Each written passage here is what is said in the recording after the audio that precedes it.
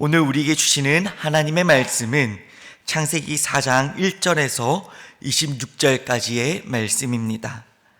창세기 4장 1절에서 26절까지의 말씀입니다.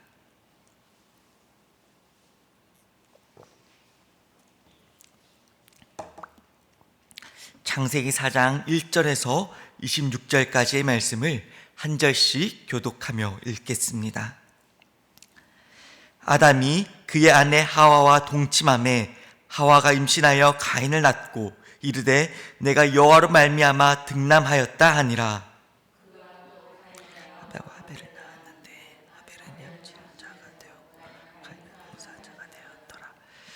세월이 지난 후에 가인은 땅의 소산으로 제물을 삼아 여호와께 드렸고 아벨은 자기도 양을 쳤으기와 드렸더니 여호와께서 아벨과 그의 제물을 받으셨으나 가인과 그의 제물은 받지 아니하신지라. 가인이 몹시 분하여 안색이 변하니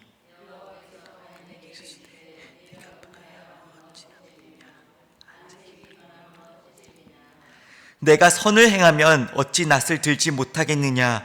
선을 행하지 아니하면 죄가 문에 엎드려 있느니라. 죄가 너를 원하나 너는 죄를 다스릴지니라.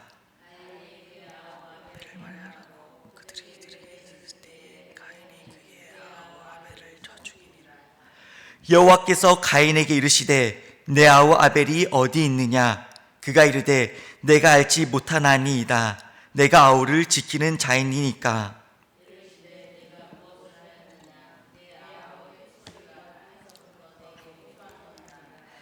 땅이 그 입을 벌려 내 손에서부터 내 아우의 피를 받았은즉 내가 땅에서 저주를 받으리니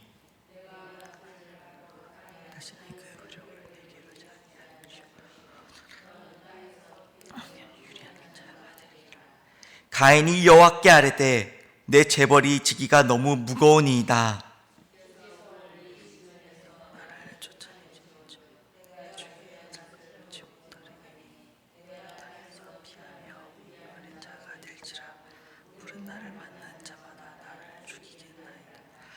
여호와께서 그에게 이르시되 그렇지 아니하다. 가인을 죽이는 자는 벌을 7배다 받으리라 하시고 가인에게 표를 주사 그를 만나는 모든 사람에게서 죽임을 면하게 하시니라.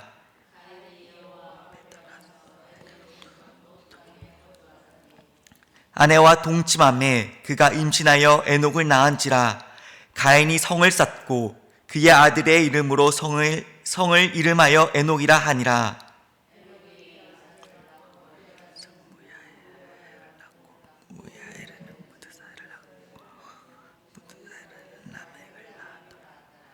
라멕이 두 아내를 맞이하였으니 하나의 이름은 아다요 하나의 이름은 실라였더라.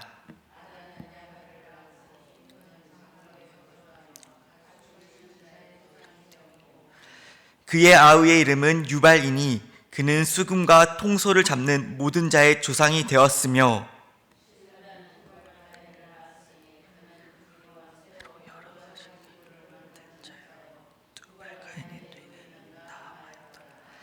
라멕이 아내들에게 이르되 아다와 실라여 내 목소리를 들으라. 라멕의 아내들이여 내 말을 들으라. 나의 상처로 말미암아 내가 사람을 죽였고 나의 상함으로 말미암아 소년을 죽였도다.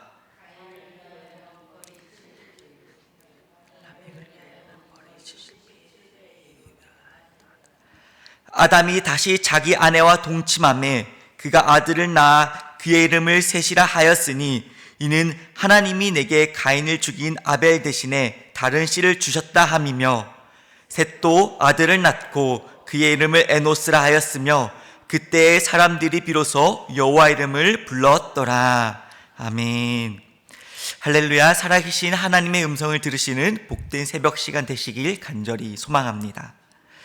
창세기 4장은 에덴 동산 바깥에서 시작된 인류 최초의 신앙생활을 기록한 장입니다. 죄로 인해 에덴에서 쫓겨난 인간은 더 이상 하나님의 임재 가운데 거하지 못하게 되었습니다. 하나님과 얼굴을 맞대고 교제하던 그 친밀한 자리는 닫혔고 인간은 땀 흘려 살아가야 하는 존재가 되었습니다. 그러나 중요한 사실은 에덴이 닫혔다고 하여서 하나님과 인간의 관계가 완전히 끊어진 것은 아니라는 점입니다. 하나님께서는 죄를 미워하시지만 죄를 지은 인간을 즉시 버리지는 않으셨습니다. 여전히 예배의 길을 열어두셨고 인간은 여전히 하나님께 나아갈 수 있었습니다. 가인과 아벨이 제물을 가지고 여호와 앞에 나왔다는 사실 그 자체가 이를 분명히 보여주는 것입니다. 에덴 밖에서도 예배는 가능했고 하나님께서는 여전히 그 인간들의 예배를 받으셨습니다. 이것이 은혜입니다. 인간이 먼저 하나님을 찾은 것이 아니라 하나님께서 먼저 관계의 끈을 놓지 않으신 결과인 것입니다. 그러나 에덴 이후의 예배는 더 이상 에덴 안의 예배와 동일하지 않았습니다. 죄는 이미 인간의 삶 깊숙이 들어와 있었고 그 죄는 노동 속에 스며들었으며 감정 속에 뿌리 내렸습니다. 그리고 마침내 그 죄는 예배의 자리 한가운데까지 들어오기 시작했습니다. 그래서 창세기 4장은 예배가 있었느냐, 예배가 없었느냐를 말하는 장이 아닙니다. 오히려 이 본문은 같은 하나님 앞에 섰지만 전혀 다른 마음으로 예배한 두 사람의 이야기를 통해서 타락 이후 인간의 마음이 하나님 앞에서 어떻게 반응하는지를 보여주는 장인 것입니다. 창세기 4장은 가인은 나쁘고 아벨은 착했다라는 그런 도덕적인 이야기로 끝나지 않습니다. 가인은 우리와 멀리 있는 인물이 아니라 예배 가운데서도 비교하고 상처받고 분노하며 마음이 흔들리는 우리 자신의 모습을 비추는 거울과 같은 존재인 것입니다. 그리고 동시에 이 장은 그렇게 무너지는 인간의 마음 앞에서도 하나님께서 얼마나 오래 참으시고 또 말씀하시며 경고하시고 우리를 붙드시는지를 보여주시는 것입니다. 오늘 우리는 이 본문을 통해서 죄가 어떻게 예배의 자리에서 우리의 마음을 흔드는지, 또 그 죄가 다스려지지 않을 때 관계와 삶이 어떻게 무너지는지, 그리고 그럼에도 불구하고 하나님께서 어떻게 예배의 역사를 다시 이어가는지를 함께 묵상하고자 합니다. 먼저 죄는 예배의 자리에서 우리의 마음을 노린다는 것입니다. 가인과 아벨은 동일한 부모에게서 태어났고 동일한 환경에서 자랐으며 동일한 하나님께 예배를 드렸습니다. 그러나 그 예배의 결과는 너무나도 달랐습니다. 여호와께서 아벨과 그의 제물을 받으셨으나 가인과 그의 제물은 받지 아니하신지라. 여기서 중요한 것은 하나님께서 제물을 평가하신 기준이었습니다. 성경에서는 가인의 제물이 나쁘다라고 말하진 않습니다. 문제는 그 제물의 질이 아니라 예배자의 태도였습니다. 아벨은 양의 첫 새끼와 그 기름을 드렸습니다. 이는 우연한 표현이 아닙니다. 첫 것과 기름은 가장 귀한 것, 가장 생명력이 있는 것을 의미합니다. 아벨의 예배에는 하나님을 향한 신뢰와 그 경애가 담겨져 있었던 것입니다. 반면 가인의 예배는 어떠했습니까? 가인의 제물에는 그런 표현이 전혀 없습니다. 가인은 하나님께 무언가를 드렸지만 자기 중심의 예배를 드렸습니다. 예배는 하였지만 하나님 앞에 자기 자신을 내려놓지는 않았다라는 것입니다. 문제는 하나님께서 가인의 제물을 받지 않으셨을 때 가인의 반응이었습니다. 가인이 몹시 분하여 안색이 변하니. 가인은 왜 자신의 제물을 받지 않으시는지 질문하지 않았습니다. 회개하지도 않았습니다. 자신을 돌아보지도 않았습니다. 그저 그의 마음에는 비교와 분노가 자리 잡았던 것입니다. 그때 하나님께서는 가인을 즉시 심판하지 않으십니다. 오히려 먼저 말씀하셨습니다. 6절 말씀입니다. 여호와께서 가인에게 이르시되 내가 분하여함은 어찌 됨이며 안색의 변함은 어찌 됨이냐? 이 질문은 정죄가 아니라 기회의 질문이었습니다. 하나님께서 가인이 완전히 죄로 넘어가기 전에 그의 마음을 멈추게 하시려 하셨던 것입니다. 그리고 매우 중요한 경고를 주십니다. 7절 말씀입니다. 내가 선을 행하면 어찌 낯을 들지 못하겠느냐? 선을 행하지 아니하면 죄가 문에 엎드려 있느니라. 죄가 너를 원하나 너는 죄를 다스릴지니라. 아멘. 이 말씀은 단순히 죄를 조심하라는 일반적인 경고가 아니었습니다. 하나님께서는 가인에게 하신 이 경고는 예배의 자리 그 한가운데서 주어진 경고였습니다. 가인은 예배를 드린 사람이었고 제단 앞에 서 있는 사람이었으며 하나님과의 관계 안에 있었던 사람입니다. 그럼에도 하나님께서는 말씀하십니다. 죄가 문의 앞에 엎드려 있느니라. 죄는 예배 바깥에서만 우리는 노리는 것이 아닙니다. 예배의 자리에서도 끊임없이 우리의 자리를 노리며 우리를 넘어뜨리려 한다는 것입니다. 예배 중에 비교가 생기며 예배 후에 분노가 쌓이고 하나님 앞에서조차 나의 자존심이 더 중요해지는 그 순간에 죄는 이미 마음의 문 앞에 다가와 있는 것입니다. 하나님께서 가인에게 경고하신 이유는 너무나 분명했습니다. 예배가 죄를 막아주는 방패가 되는 것이 아니라 내 마음이 지켜 예배를 드려질 때에 예배가 생명의 자리가 되기 때문인 것입니다. 그래서 하나님께서는 가인에게 이렇게 말씀하신 것입니다. 죄가 너를 원하나 너는 죄를 다스릴지니라. 이 말씀은 오늘 예배의 자리에 서 있는 우리에게도 동일하게 주어지는 말씀입니다. 예배를 드리고 있다는 그 사실만으로 안전한 것이 아니라 예배 가운데서도 내 마음이 어디로 향하고 있는지를 살피라는 부르심인 것입니다. 두 번째는 죄를 다스리지 못하면 예배는 무너지고 관계는 파괴되고 깨어지게 됩니다. 가인은 분명 하나님의 말씀을 들었습니다. 그러나 그는 그 말씀을 마음에 두지 않았습니다. 결국 그의 분노는 방향을 찾았고 그 방향은 하나님이 아니라 아벨이었습니다. 8절입니다. 가인이 그의 아우 아벨에게 말하고 그들이 들에 있을 때에 가인이 그의 아우 아벨을 쳐 죽이니라. 죄는 반드시 관계를 파괴합니다. 하나님께 향하지 못한 그 감정은 사람을 향해 터져 나옵니다. 예배에서 다루어지지 않은 마음은 삶에서 폭력으로 드러나게 됩니다. 하나님께서는 다시 가인에게 질문합니다. 내 아우 아벨이 어디 있느냐? 이 질문은 아담에게 하셨던 내가 어디 있느냐와 같은 질문입니다.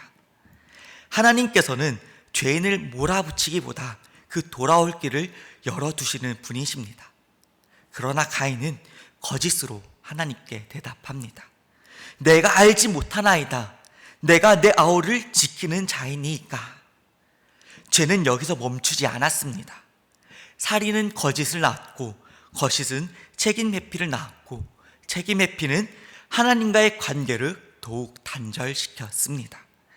마침내 하나님께서는 선언하셨습니다. 10절 말씀입니다.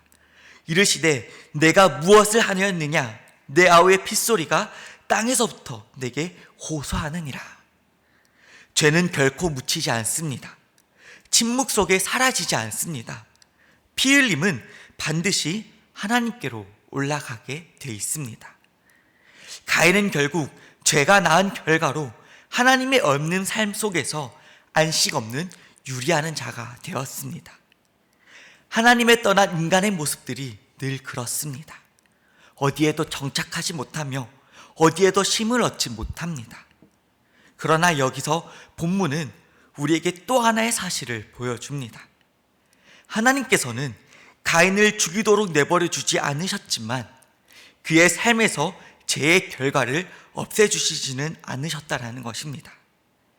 가인에게 표를 주사 그를 만나는 모든 사람에게서 죽임을 면하게 하시니라. 가인은 보호를 받았지만 회복되지는 않았습니다. 목숨을 건졌지만 예배는 회복되지 않았고 관계는 다시 세워지지 않았습니다. 그의 삶은 여전히 유리하는 인생으로 남게 되었습니다. 이것이 죄를 다스리지 못한 예배자의 마지막 모습인 것입니다. 마지막 세 번째는 하나님께서는 그 심판 속에서도 예배의 계보를 끊지 않으셨다라는 것입니다. 가인은 하나님의 얼굴을 떠나 에덴 동쪽 놋 땅에 거하게 됩니다. 그리고 그의 삶은 계속해서 이어집니다. 성을 쌓고 문명을 이루고 기술과 예술이 발전하게 됩니다. 겉으로 보면 가인의 후손들은 점점 강성하여지고 더 풍요로워지는 것처럼 보입니다. 그러나 그 계보의 중심에 어디에도 그 어느 곳에도 하나님께서 계시지는 않았습니다. 람에게 노래는 이를 분명하게 보여줍니다. 나의 상처로 말미암아 내가 사람을 죽였고 나의 상함으로 말미암아 소년을 죽였도다. 죄는 세대를 거치며 더욱더 대담해졌으며 더 폭력적으로 확장되었습니다. 가인의 살인이 람에게서는 자랑이 되었던 것입니다. 하나님을 경외하는 그 마음이 사라지고 인간의 힘과 복수가 그들의 삶의 기준이 되었던 것입니다. 이것이 예배를 잃어버린 인간의 역사인 것입니다. 그러나 하나님께서는 그 흐름을 그대로 두지 않으셨습니다. 25절부터는 전혀 다른 흐름으로 시작됩니다. 25절 말씀입니다. 아담이 다시 자기 아내와 동침하매 그가 아들을 낳아 그의 이름을 셋이라 하였으니 이는 하나님이 내게 가인을 죽인 아벨 대신에 다른 씨를 주셨다 함이며. 아멘. 하나님께서는 아벨의 죽음으로 예배의 계보가 끝나도록 내버려 두지 않으셨습니다. 셋을 통해 다시 예배의 씨앗을 이어가셨던 것입니다. 그리고 그 26절은 창세기 4장의 매우 결정적인 선언입니다. 우리 26절의 말씀을 마지막으로 함께 읽겠습니다. 셋도 아들을 낳아 그의 이름을 에노스라 하였으며 그때 사람들이 아멘. 제가 번성하던 그 시대 한가운데서 폭력과 자기 중심이 커져가는 그 역사 속에서 하나님께서 다시 하나님의 이름을 부르는 사람들을 일으키셨습니다. 심판이 있었지만 예배는 사라지지 않았습니다. 인간은 무너졌지만 하나님의 예배의 역사는 멈추어지지 않았습니다. 오늘이 소망교회 성도 여러분, 창세기 4장은 인간의 실패로 시작했지만 하나님의 그 신실하심으로 끝내게 됩니다. 가인은 예배의 자리에서 마음을 지키지 못했고 그 마음을 다스리지 못한 결과 예배는 무너지고 관계는 파괴되었고 하나님과의 관계 역시 끊어지게 됩니다.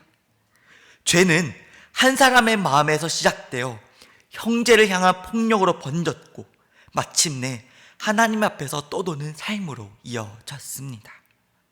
그러나 놀라운 것은 그 실패가, 그 죄악이 하나님의 이야기를 끝내지 못했다라는 사실입니다.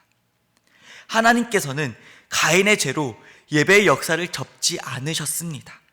심판 가운데서도 예배의 계보를 다시 이어가셨습니다. 아벨이 죽고 난 자리에서 하나님은 또 다른 씨를 주셨고 그 이름을 셋이라 하게 하셨습니다. 그리고 성경은 조용하지만 분명하게 선언합니다. 그때 사람들이 비로소 여호와의 이름을 불렀더라. 이 한 문장은, 이 한 구절의 말씀은 인간의 회복이, 인간의 역사가 어디서부터 시작되는지를 분명하게 보여줍니다.